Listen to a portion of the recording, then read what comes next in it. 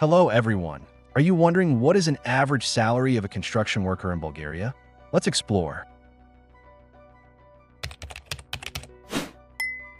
Construction jobs in Bulgaria continue to be in steady demand, especially in urban areas.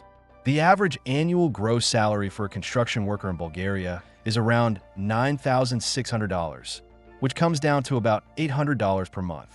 After taxes, the annual salary is approximately $8,500, or about $710 monthly.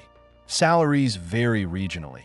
Construction workers in Sofia typically earn higher wages compared to those in smaller towns or rural areas. Experience significantly influences salary. Entry-level workers usually make about $550 monthly, while experienced workers can earn up to $1,000. Vocational training increases earnings as well. Construction workers with university degrees commonly hold higher-paying supervisory roles, while workers without degrees typically earn less in manual positions. Please like the video and share your salary in the comments.